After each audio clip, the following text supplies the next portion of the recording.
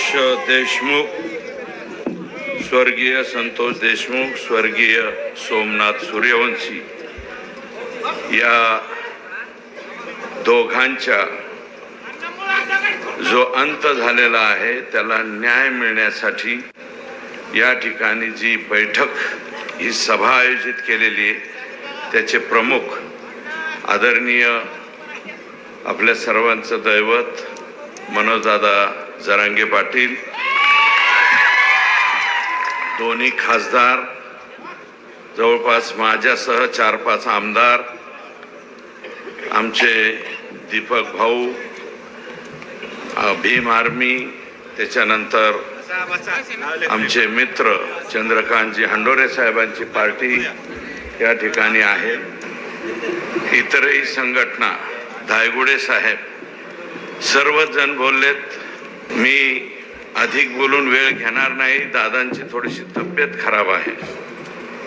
परंतु येताना आता मी भूम पारडी फाटा या मार्गाने आलो तर राजुरी कोलेची म्हणून एक गाव आहे जामखेड तालुक्यामध्ये, तर माझी गाडी पुढे होती, माझ्या 1-2 गाड्या पाठीमागे होत्या. समोरून एक चुकीच्या पद्धतीने गाडी घेऊन आलता आणि कुत्री इकडं राहिली आणि कुत्रीचं पिल्लू रस्त्याच्या मध्ये आलं.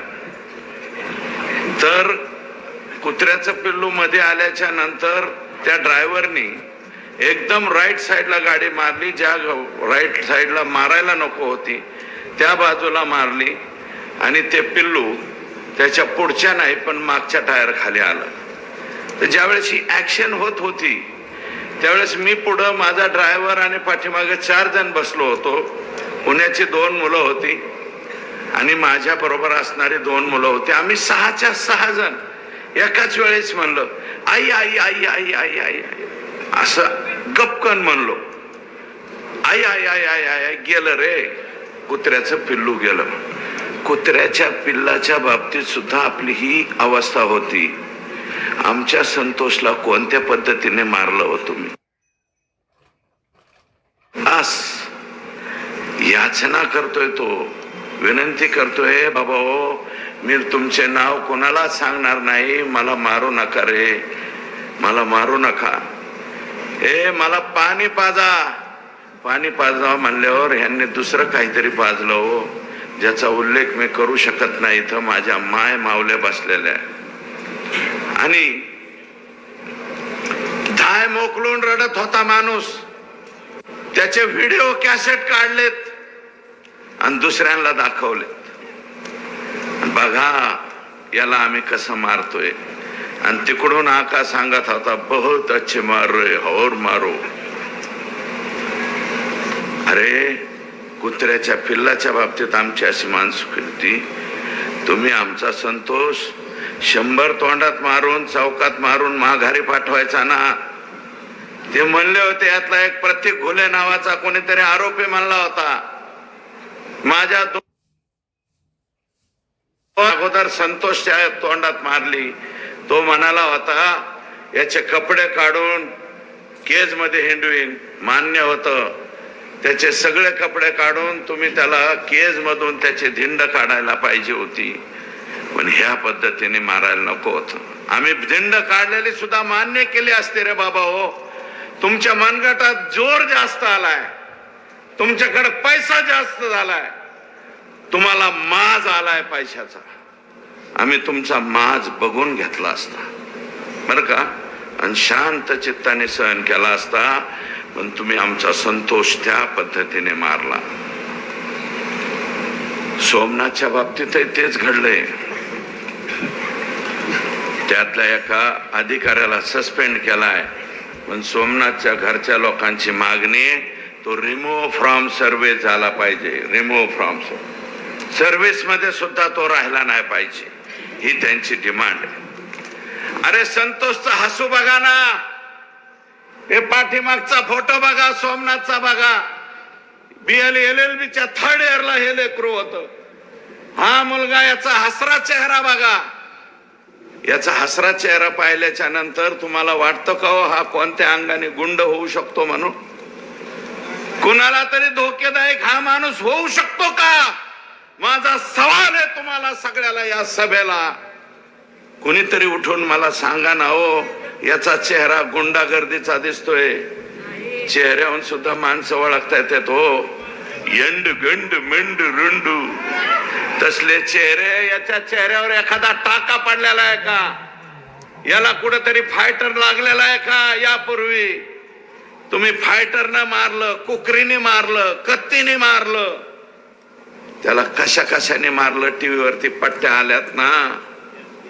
इतकं मारायला तुमचं काय केलं तरी बाबा हो? फक्त तुमच्या खंडणीच्या आडव्याला आलता आणि दलिताच्या पोराला मारलं म्हणून आडवा उभा राहिला. दलित समाजाचा पोरगा आहे तो, ज्याने शुक्रवारी फिर्याद दिलती. या कंपनीने, अवादा नावाची कंपनी, यांनी शुक्रवारी फिर्याद दिलती. त्यांची फिर्याद घेऊ नका म्हणून ज्या माणसाचा फोन पोलीस स्टेशनला आलेला आहे, माझी विनंती आहे SIT ला आणि SP ला की ज्याने कोणी फोन करून सांगितलं यांची अॅट्रॉसिटी घेऊ नका आणि यांची खंडणीचा गुन्हा घेऊ नका, तो याच्यातला प्रमुख आरोपी झाला पाहिजे. आणि त्याचं नाव आहे आका. मी जे आका म्हणतो ना, तो आका आहे. आकाने सांगितलंय इसका फिर्याद नाही घेणे का. आणि त्या आकाचं सुद्धा बोलणं झालं असेल तर आका बरोबर आकाचा आका सुद्धा घ्यायला पाहिजे. कुठं? बिन भाड्याच्या खोलीत. तिथं भाडच नाही. इकडे लय वंगारे हाणतात लोक, मैचं करेंगे तैचं करेंगे. आणि जेव्हा जिल्ह्याच्या त्या ह्याच्यात जातात ना बराकीत, गरम बराकीत गेल्यावर कळतं आयो नको रे, यांना जरा गरम बराकीत जाऊ द्या. इथे माझे पोलीस बांधव उभा आहेत, त्यांना माहितीये बाहेर किती बी टूर करतेत, पण त्या बराकीत गेलं आणि संध्याकाळची गरम लागले की आम्ही बी गेलेलो आहेत. पण शेतकऱ्याच्या आंदोलनात आई शपथ आहे बाबा, चॅप्टर सुद्धा नाही.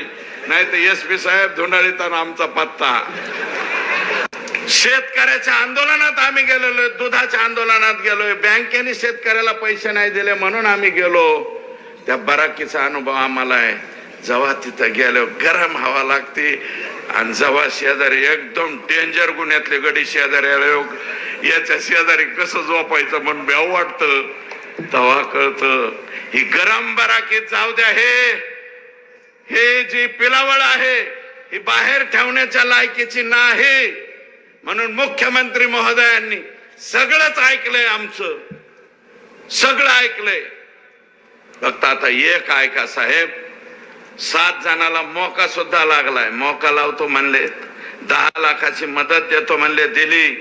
10 लाखाची सोमनाथला सुद्धा दिली. काही दिवस नाकारली. आम्ही जाऊन विनंती करू, विनम्र विनंती करू, त्या कुटुंबाच्या पाया पडू, त्यांचं जे म्हणणं असेल पुन्हा ऐकून घेऊ. रातच्या 2:30 वाजता मी सोमनाथच्या घरी गेलोय. रातच्या 2:30 वाजता जाऊन त्यांना उठवलं, म्हणलं असं असं झालंय. त्यांची काही नाराजी होती, अजूनही असेल, असू द्या, परंतु त्यांचा सुद्धा आम्ही मार्ग काढा असं मुख्यमंत्र्यांना त्या ठिकाणी जाऊन सांगू. 7 जणांना आज मोका लागलाय. राहिलेला 8वा सुद्धा मोकात गेला पाहिजे. 8 अटकेन 7 जणाला लागलाय. 302 सुद्धा, त्याच्यामध्ये सुद्धा हा आका आहे. आका म्हणत असेल मेरा कुछ संबंध नाही है, तूच तो मेन है. आणि वरचा आका 19 ऑक्टोबरला स्वतःच्या बंगल्यावर, सातपुडा बंगल्यावरती बैठक ज्या मंत्र्यांनी घेतली तो ह्याच्यातला आरोपी नाही. हे कसं मला समजून सांगा ना पोलिसा हो. पोलिसांनीच मला समजून सांगावं की ऐसे उसकी वजह से ऐसा होता आणि उसकी वजह से तैसा. दाखवा. संतोषची हत्या राहिलेल्या 1.5 कोटीसाठी झालेली. 50 लाख तर ह्यांनी इलेक्शन मध्येच घेतले. फक्त 1.5 कोटी राहिले होते. त्या 1.5 कोटी, अरे आम्हाला सांगायचं ना वाल्या काका, तो आम्हाला सांगायचं. 1.5 नाही 3 गोळा करून दिले असते आमच्या संतोषसाठी आम्ही, बर का. आणि मी तुम्हाला विनंती करतो, नुसतं येऊन भाषण ऐकू नका, कोरडं हे देऊ नका, काही ना काही मदत या दोन्ही कुटुंबियाला द्या अशी माझी विनंती आहे तुम्हाला. का मदत द्या. मी दुसऱ्यांदा आमदार झाल्यावर माझे वडील गेले, दुसऱ्यांदा आमदार. त्यातल्या बाबतीत राणादादा नशीबवान आहेत, अजूनही पद्मसिंह पाटील साहेब आहेत, त्यांच्यावरती आशीर्वादाचा हात आहे. आमचं ते छत्र लवकर हरपलंय. दोनदा आमदार झालेला बाप, त्याला 6 महिने खालतं का वरतं कळत नव्हतं. अरे ह्या लेकराचं वय किती आहे रे, 12वीला आहे, आणि हे दुसरं लेकरू 5वी-6वीला आहे. यांच्यावरती काय बेतलंय. यांच्यावरती प्रेमाचा हात तुमचा सगळ्याचा असू द्या, ही माझी विनंती आहे तुम्हाला. तुम्ही ठेवताल का नाही. मायबाप, जनता जनार्दन आपण. संतोषला ज्या पद्धतीने मारले ती पद्धत चुकीची आहे. आणि जातीचं आणि पातीचं कशाला आणता रे. कुठले दुकानं मांडिता जातीची आणि पातीची. संग्राम धनवे नावाचे आमच्या इथला एक युट्यूबर आहे, संग्राम धनवे, आणि एक माजी सरपंच बोललाय बबन खेडकर पाथर्डीचा, तेवढं जरा ऐका. तो काय म्हणतोय. बऱ्याच जणांचे डोके मोकळे होते. मला असं वाटतं कुठं मराठा वंजारा करता. अरे ते काय बोलतोय बबन खेडकर नावाचा माजी सरपंच. बघा, नसली बघितली मुलाखत, 3 का 4 मिनिटाचं आहे, तेवढं जरा ऐका, माझी अशी विनंती आहे. आणि त्याच्यामध्ये तो वंजारी समाजाचं बोलतोय, मराठा समाजाचं बोलतोय, ती एवढं ऐका. आणि माझी विनंती, हे का करतेत पाटील, परळीवाले असे का वागतेत. भगवानगड आमच्या इथे, नारायणगड आमच्या इथे, वामन भाऊचा गड माझ्या मतदारसंघात आहे. भगवान गडाचं आणि वामन भाऊच्या गडाची, नारायण गडाची तर लांब राहिली, पण भगवान गड आणि नारायण गडाचा सप्ताह ह्या परळी तालुक्यात आज पोच झाला नाही. नुसतं म्हणतात भगवान बाबा भाषणात. अरे भगवान बाबाची परळीत सप्ताह नाही होत, वामन भाऊचा होत नाही. महाराज, दोन्ही महाराज आहेत आमचे, भगवानगडाचे शास्त्री महाराज आणि विठ्ठल महाराज, दोघांना परळीत बोलावलं जात नाही. आतापर्यंत तरी बोलत नाहीत. आणि वर्षाचा सप्ताह असतो, तो सुद्धा नारळी सप्ताह सुद्धा परळी तालुक्यात झाल्याचं मला आठवत नाही. माझ्या आष्टीत होतो, पाटोद्यात होतो, शिरूर मध्ये होतो, बीड मध्ये होतो, नारायणगडाचा सगळीकडे होतो.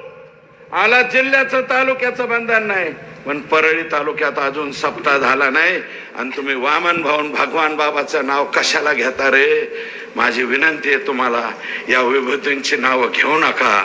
तुम्ही त्यांचे विचार पाळत नाहीत. तुम्ही काय करताय. साठे नावाच्या पोराचा FIR आहे माझ्या हातात. महिंद्रा कोटक का काहीतरी, बऱ्याच जणांनी ऐकलं असेल. फक्त मराठ्याचा आहे म्हणून बदाड बदाड बदाड बदाड मारला. आणि त्या माणसाने 7 का काय ह्याचे मारलेत, SBIचे मॅनेजर, आणि त्यांनीच ह्याला मारला. बळबळ जीव वाचून अंबाजोगाई पोताला FIR केली. त्याची सत्यप्रत माझ्याकडे, ही बघ. आता मगा कोणीतरी भेटलं, म्हणलं ह्या साठ्याला मारलं. म्हणलं द्या बाबा कॉफी. अरे आता, आणि 7 का 8 गुन्हे आहेत म्हणले. अजून परळीच्या पोलिसांनी हा अटक केलं नाही. अरे इतकं भयान घडलं तरी मी परळीचे पोलीस नेमकं कसे वागतात याचा सवाल आम्हालाच कधीतरी पडायला लागलाय. 7 गुन्ह्यातले आरोपी अजून अटक होत नाही.